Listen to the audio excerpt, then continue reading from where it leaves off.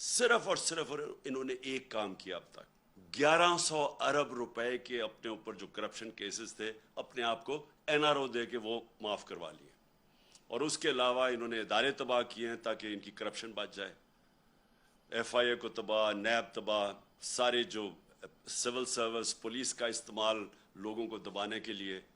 तो सिर्फ और सिर्फ इनकी एक कोशिश थी, और वो प्लानिंग मैं बड़ी देर से लोगों को कह रहा था कि इनका सिर्फ मकसद हमारे खिलाफ, इकट्ठी भी हुई पार्टीज जो लॉन्ग मार्चेस भी की, पीछे सिर्फ एक चीज़ थी कि किसी तरह ये हुकूमत जाए और ये आके अपने आप को एनआरओ दे दें।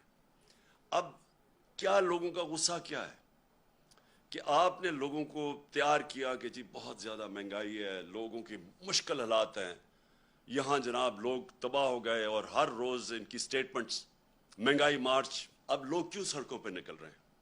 सबसे पहले कि लोग ये पूछना चाहते हैं कि कौन सी क़यामत आ गई जब से हमारी हुकूमत गई और जब से ये 2.25 महीने में जब से ये आए हैं, क्या हुआ चेंज कि कीमतें भी आसमानों पे चली गई, माइशत भी नीचे, रुपया भी नीचे गिर गया, स्टॉक मार्केट भी नीचे गिर गई। जो इंडस्ट्रियल ग्रोथ है जिसकी वजह से रोजगार लोगों को मिल रहा था, हमने 55 लाख नौकरियां दी थी, उसकी वजह कंस्ट्रक्शन सेक्टर था, उसको हमने उठाया।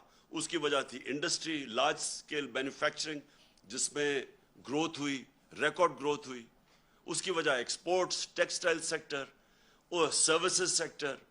इंफॉर्मेशन टेक्नोलॉजी के ऊपर 2 सालों में 75% ग्रोथ में, एक्सपोर्ट्स में इजाफा हुआ। आईएमएफ भी कह रहा था कि सस्टेनेबल ग्रोथ पे निकला हुआ था। ज़राअत में रिकॉर्ड ग्रोथ हो रही थी, यानी फसलों के अंदर रिकॉर्ड ग्रोथ हो रही थी, क्योंकि हमने पूरा एक प्लान बनाया हुआ था अपनी ज़राअत को उठाने के लिए, किसान की कैसे मदद करनी थी, उनके कितने कितने तरीके थे कि हमने कैसे खर्च करना था पैसा ज़राअत पे। देर के बाद ज़राअत ऊपर जा रही थी। वो कौन सी क़यामत आ गई कि 2 महीने में सारा कुछ ही नीचे चला गया? आसमान पे महंगाई पहुंच गई और जो माइशत है वो नीचे आ गई।